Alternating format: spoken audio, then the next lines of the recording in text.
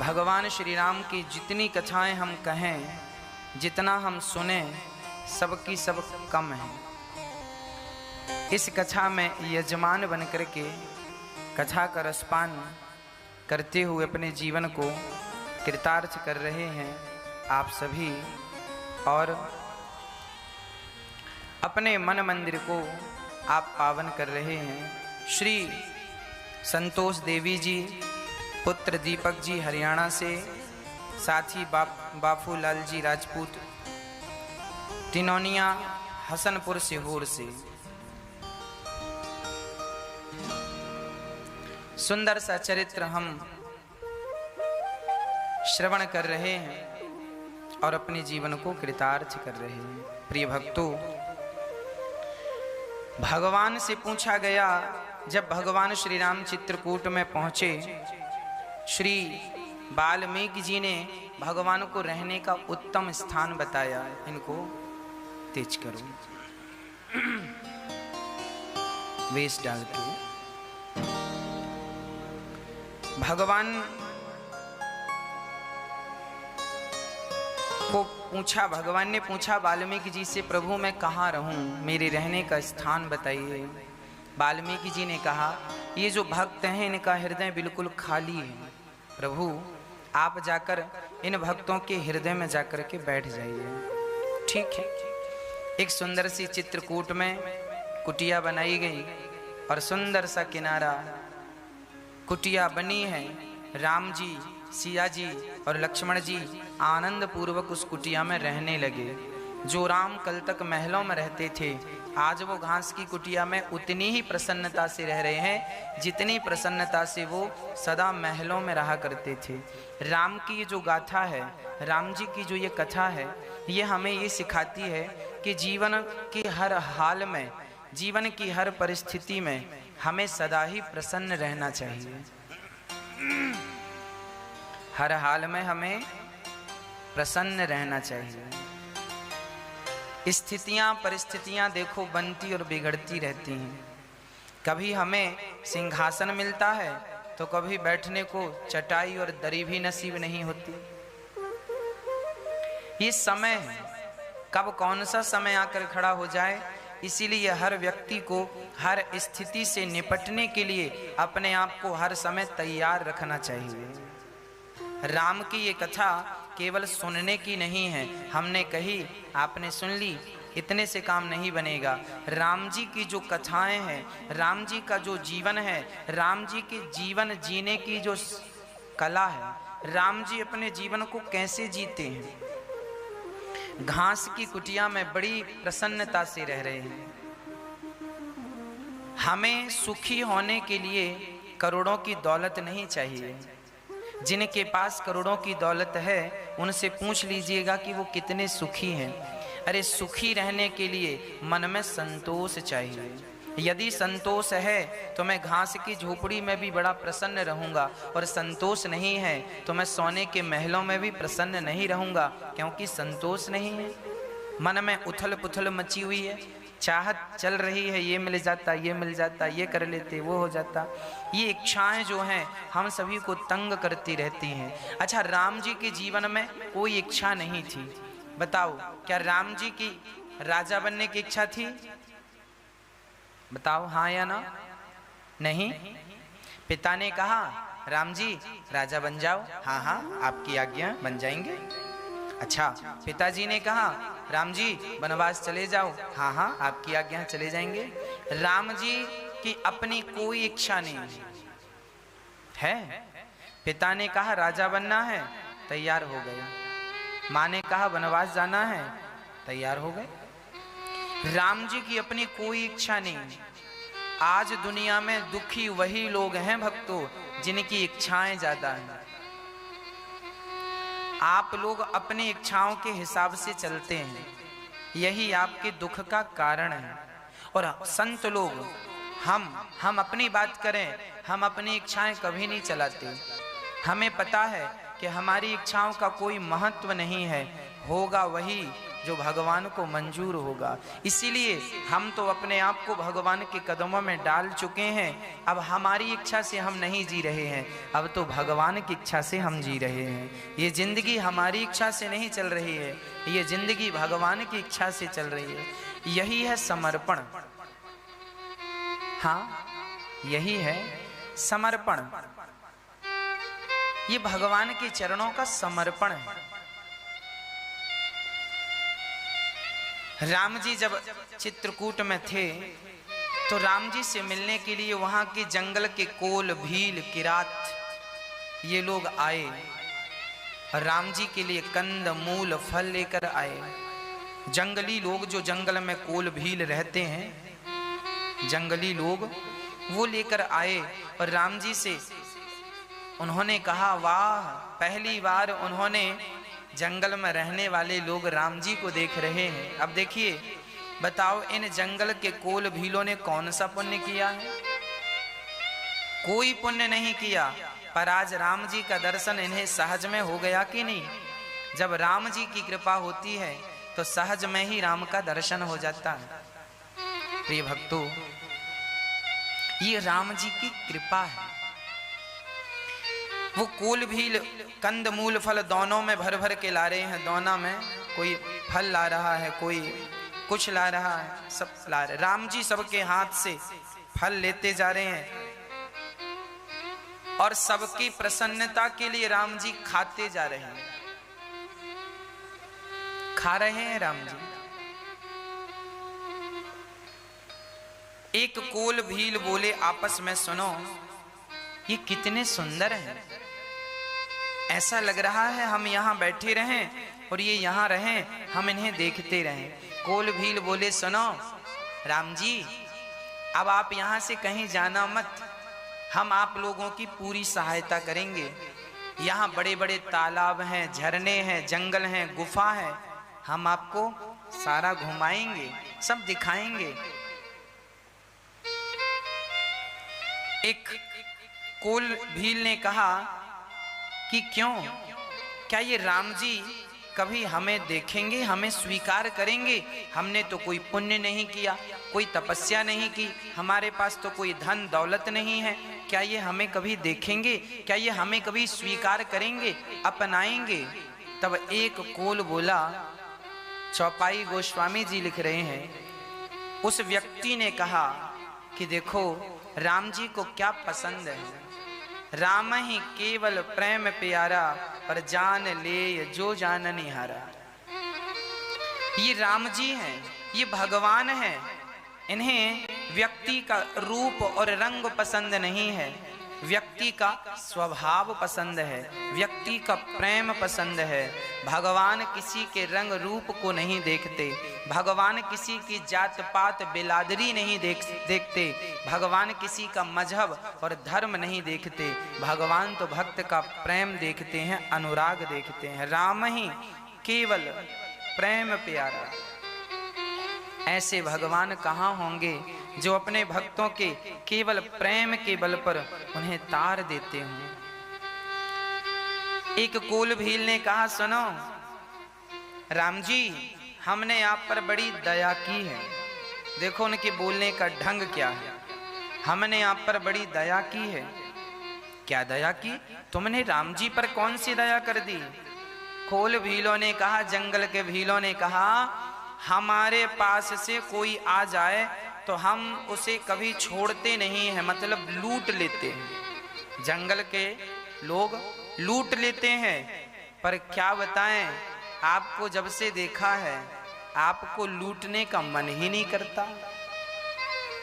आपके ये जो धनुष बाण है ना, किसी और के होते तो कब के हम चुरा लिए होते। तुम्हारे धनुष बाण हमने नहीं चुराए, यही हमारी तुम पर कृपा है। राम जी उनकी प्यार भरी बातों को सुनकर मुस्कुरा रहे हैं। राम जी बड़ा प्रेम कर रहे हैं और यहाँ पर राम जी चित्रकूट में विश्राम कर रहे हैं और वहाँ निषाद राज और केवट वापिस जा रहे हैं। और जब वो वापिस गए तो वहाँ पर सुमंत्र जी खड़े मिल गए। सुमंत्र जी को देख करके निषाद ने कहा, आप गए नहीं? आपको तो राम जी ने कब का कह दिया था कि आप जाइए। तब कह दिया सुमंत्र जी ने, मैं कैसे जाता। सुमंत्र जी ने जब देखा कि निषाद राज और केवट खाली हाथ आए, उन्हें लग रहा था शायद निषाद और केवट के साथ राम जी लौट कर वापिस आ जाएं, तो मैं राम जी को लेकर चला जाऊंगा। पर राम जी तो वापिस नहीं आए। सुमंत्र जी जोर जोर से रोने लगे। राम राम सिया लखन पुकारी, परऊं धरन तल व्याकुल भारी। हाँ राम, हाँ जानकी, हाँ लखन, ऐसा कह के सुमंत्र जी जमीन पर गिर पड़े। आप कल्पना कर सकते हैं कि बेटी की विदाई इतनी दर्दनाक होती है, तो जो लोग राम को विदा कर रहे होंगे उनके दिलों में क्या गुजर रही होगी, उनके मन में क्या चल रहा होगा। सुमंत्र जी ने कहा, मैं कैसे चला जाता। जब से राम जी गए हैं ना, तो ये जो घोड़े हैं, रथ में जुते हुए घोड़े हैं, नहीं तृण चराही न पियाही जलू, मोचाही लोचन बारी, व्याकुल भय निषाद सब, रघुवर बाजी निहारे। जिस दिन से राम जी गए हैं ना, निषाद जी बोल रहे हैं गंगा पार करे, तो ये घोड़े टुकुर टुकुर राम जी को देखते रहे और अश्रु बहाते रहे। जिस दिन से राम जी इन्हें छोड़कर गए हैं, ये रथ के घोड़े, जिस रथ पर चढ़कर राम जी यहाँ तक आए, उन रथ के ये घोड़े अब चारा नहीं खा रहे हैं, चारा नहीं खा रहे हैं। मानो मानो ये घोड़े कह रहे हैं कि हम राम जी को छोड़कर, राम जी के बिना अब कहाँ जाएं, कैसे जिएं, हमारा जीना अब व्यर्थ है। बड़ी भावना से, बड़े प्रेम से सुमंत्र जी, केवट और निषाद तीनों लिपट लिपट कर रो रहे हैं राम के बिना, और उन घोड़ों की हालत तो देखी नहीं जाती। जबरदस्ती घोड़ों को अयोध्या की तरफ किया और रोते सिसकते श्री सुमंत्र जी अयोध्या की ओर चल रहे हैं। चलते चलते सोचते जा रहे हैं, यदि मैं दिन को अयोध्या में गया तो सारे लोग घेर कर पूछेंगे राम को नहीं लाए, तो मैं क्या जवाब दूंगा। तो पूरा दिन अयोध्या के बाहर जंगलों में सुमंत्र जी ने दिन को बिताया, और शाम होते ही तुरंत अयोध्या की तरफ प्रस्थान करते हैं सुमंत्र जी। सिर नीचे करके धीरे धीरे चलते हुए, आंखों में अश्रु भरते हुए सुमंत्र जी दशरथ जी के पास जाते हैं। दशरथ जी अभी तक जिंदा थे। दशरथ जी इसीलिए जिंदा थे कि उन्हें ये लग रहा था शायद मेरा राम 4-6 दिन में ही जंगल से लौट कर आ जाए। वो लौट कर आएंगे, इस उम्मीद से वो राम का दर्शन कर पाएंगे, इस उम्मीद से उन्होंने अपने प्राणों को बचा करके रखा है। सुमंत्र का इंतजार। तभी दरवाजे पर सुमंत्र आकर खड़े हो गए। दशरथ जी ऐसे सुमंत्र को देखते, अरे सुमंत्र आ गए, बताओ मेरे राम आए, मेरे लक्ष्मण, मेरी सीता कहाँ है। दशरथ जी ने अपने आप को संभाला, दौड़कर सुमंत्र को पकड़ा, झांक कर बाहर देखा, कोई नहीं। सुमंत्र जी का सिर नीचे था, दशरथ जी ने पकड़कर हिलाया, अरे कुछ तो कहो, क्या हुआ? क्या मेरे राम नहीं आए?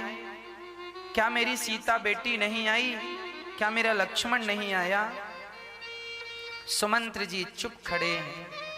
अरे कुछ तो बोलो सुमंत्र, कुछ तो कहो।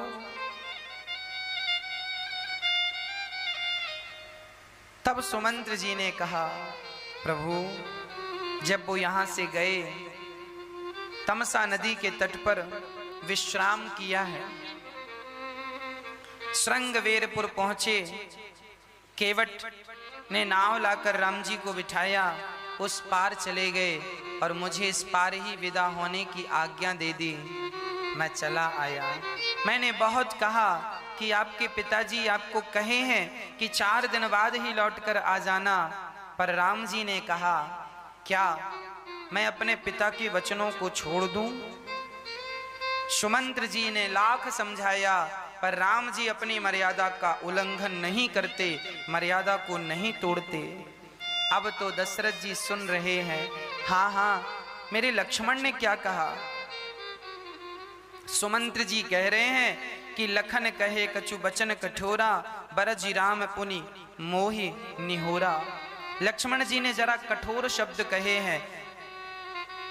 लक्ष्मण जी ने सुमंत्र जी से कह दिया था कि जाओ कह देना अपने राजा से कि उनके तो एक ही बेटा है, केवल भरत, बना दें उसे राजा, हम तो जंगल में ही अच्छे हैं। जब लक्ष्मण जी ने ऐसा कहा तो राम जी ने डांटते हुए कहा, लक्ष्मण अपने पिता के लिए ऐसे शब्दों का प्रयोग नहीं करना चाहिए, वो तुम्हारे पिता हैं। हाथ जोड़कर राम जी ने सुमंत्र जी से कहा कि लक्ष्मण बालक है, इसने जो कहा वो पिता को मत कहना, नहीं पिता को बड़ा दर्द होगा। पर सुमंत्र जी ने सारी बात कह दी कि लक्ष्मण जी ने आपके लिए कठोर शब्द कहे हैं। सुमंत्र जी समझ गए, क्यों ना कहे वो लक्ष्मण कठोर शब्द। हाँ ठीक ही तो कहता है। राम राम कह करके, राम राम कह करके दशरथ जी जमीन पर गिर पड़े। सारी रानियां वहां इकट्ठी हो गईं, राम नहीं आए ये सुनकर करे बिलाप सब रोवहि नारी, करे बिलाप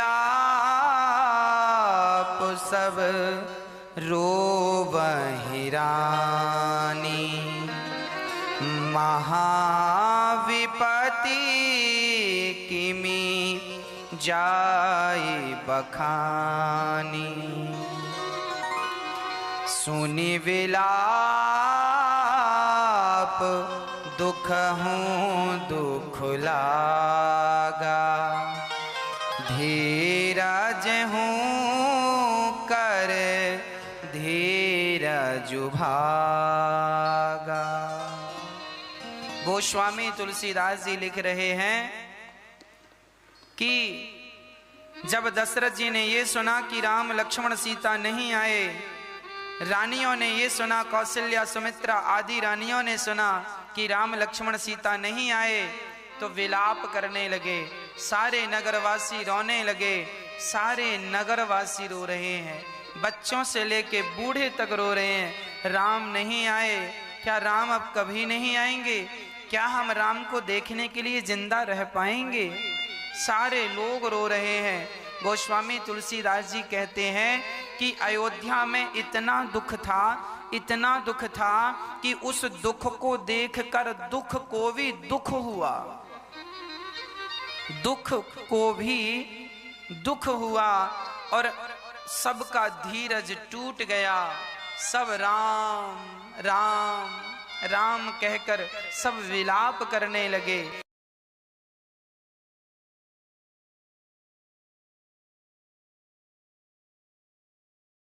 आप रखो, धैर्य नाम का जो व्यक्ति है उस धैर्य का भी धैर्य टूट गया, धीरज का भी धीरज टूट गया और दुख का भी आज दुख बढ़ गया।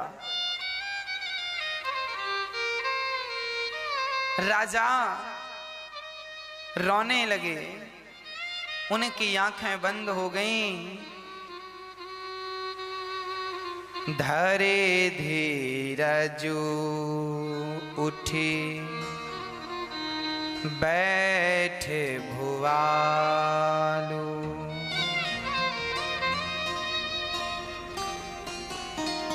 धीरज धरा रहे हैं सुमंत्र जी।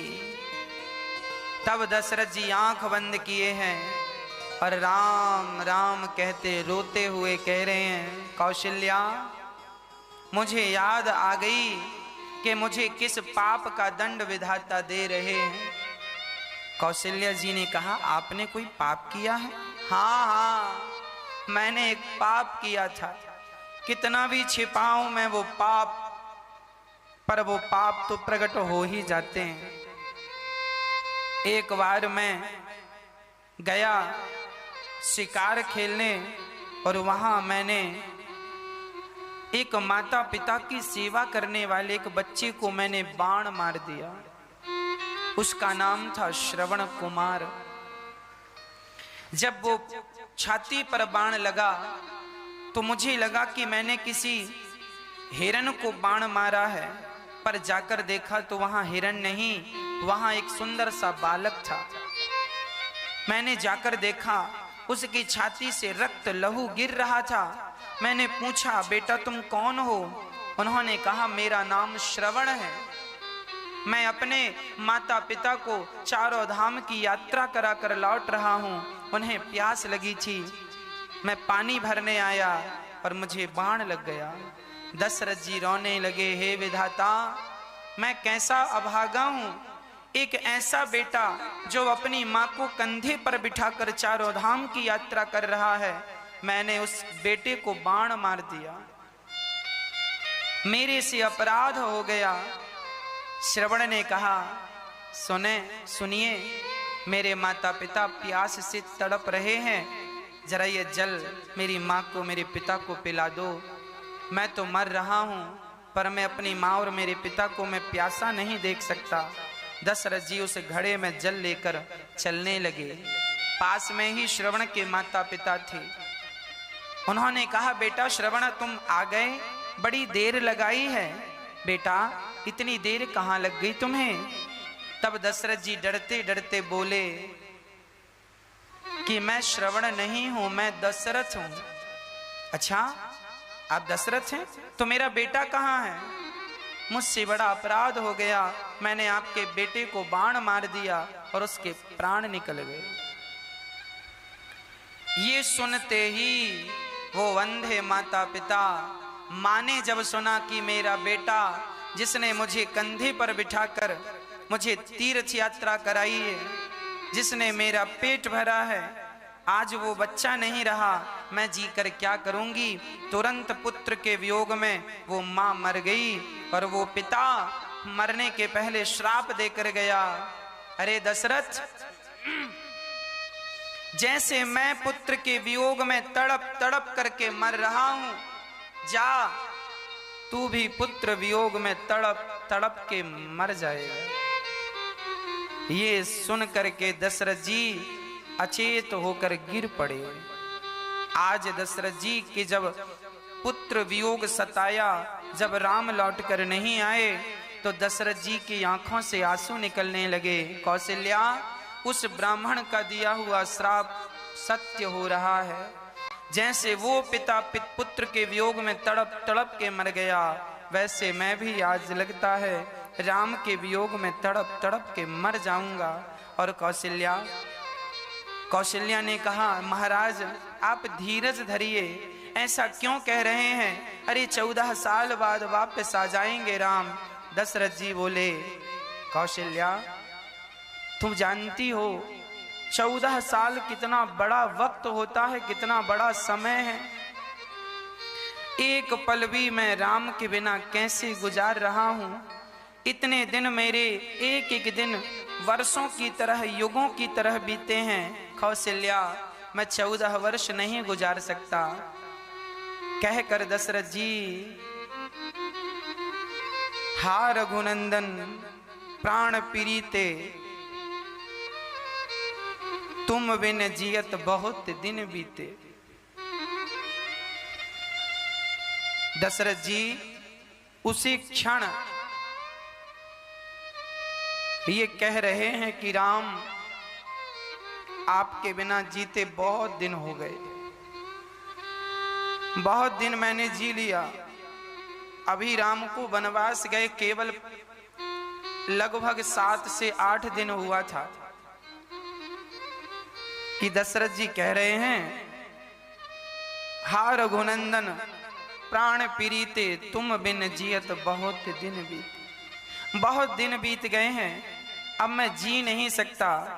दशरथ जी कह रहे हैं, मैं जी कर क्या करूं, अब जिया नहीं जाता, अब मैं जी नहीं सकता। दशरथ जी ने उसी क्षण राम राम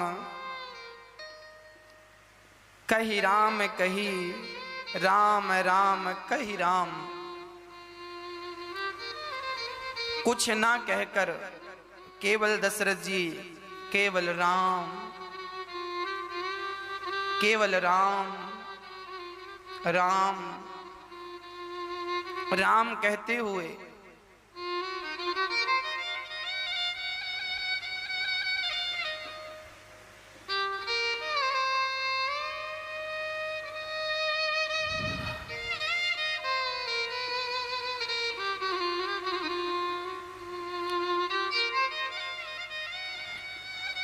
दशरथ जी ने अपने प्राण त्याग दिए।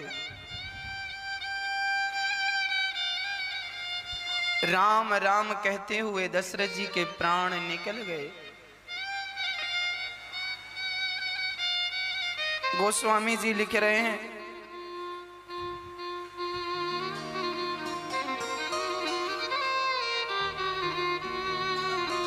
धन्य है ये दशरथ जी,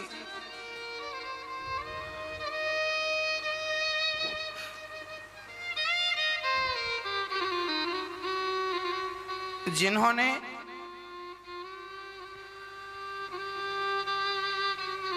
जीने का और मरने का दोनों का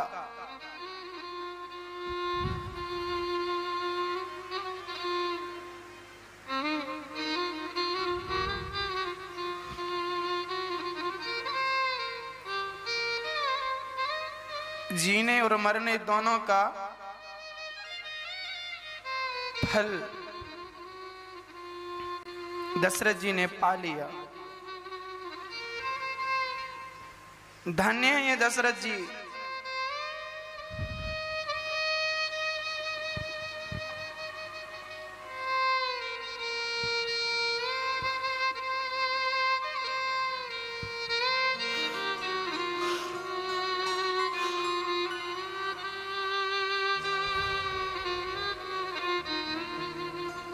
जिन्होंने ये कहकर प्राण त्याग दिया, अब जिया नहीं जाएगा, किसके लिए जीना। दशरथ जी को देखकर जब प्राण त्याग दिए, दशरथ जी अब नहीं रहे, ये देखकर सारी अयोध्या, सारी नगरी, माँ कौशल्या, सुमित्रा माँ, सब चीख चीख कर रोने लगे।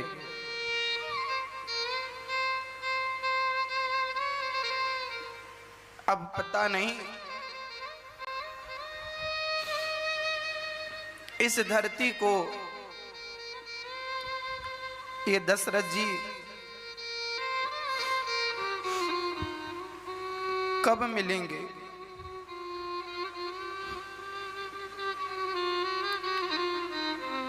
इस धरती पर दशरथ जी अब कब आएंगे। सारी प्रजा, सारे नगरवासी बस राम, हाँ राम कह करके रो रहे हैं। सारी रानियां रो रही हैं। उसी क्षण गुरु वशिष्ठ जी ने आकर अपने ज्ञान से, अपने विवेक से सबको शांत किया। तेल की नाव मंगाकर एक बड़ी सी बड़े से पात्र में तेल भर करके दशरथ जी का शरीर उसमें डाल दिया और गुरु वशिष्ठ जी ने कहा जाओ